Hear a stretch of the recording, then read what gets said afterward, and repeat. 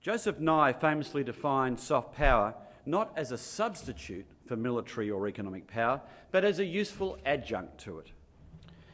A country may obtain the outcomes it wants in world politics because other countries want to follow it, he wrote, admiring its values, emulating its examples, aspiring to its level of prosperity and openness.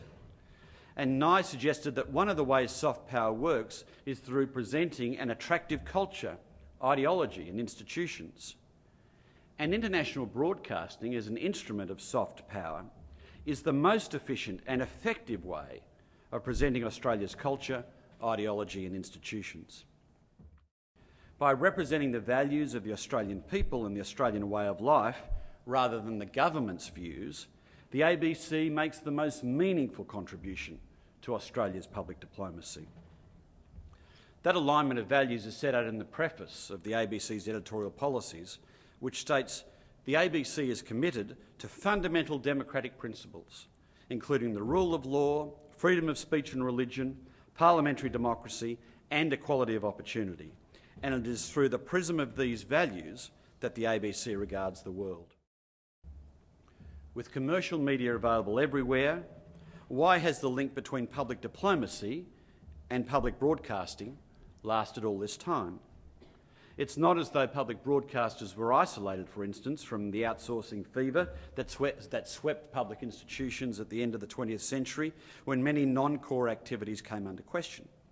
We outsourced fleet management, we outsourced IT, we outsourced HR, but we never thought and we never outsourced international broadcasting. Never.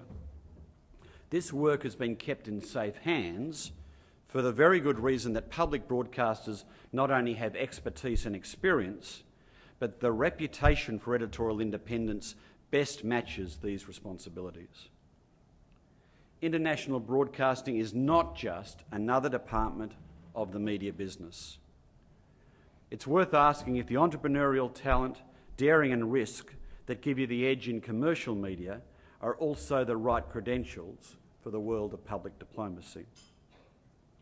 In running a commercial media service, you have both the liberty and the habit of aligning your editorial agenda to support and suit your commercial agenda, as various print outlets or Fox News do, for example, and this is perfectly acceptable commercial practice. And in doing so with Fox News, the Board of News Corporation is serving its commercial shareholders just as it's expected to do.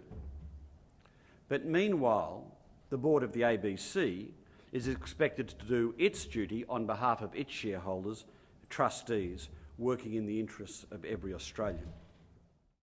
An international audience needs to know that what they are seeing and hearing has not been influenced by any political or commercial interests.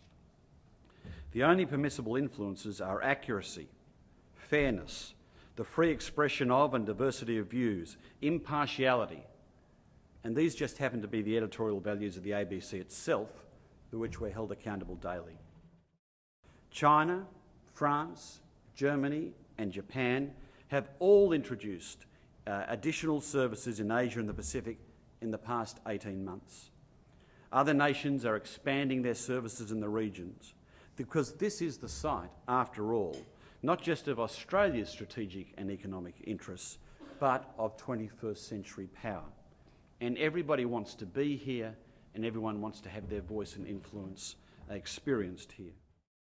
And this mix of programming we offer works well for us as a nation, as audiences develop a more complex understanding of who we are as Australians, a picture that goes beyond our civic life to our cultural interests.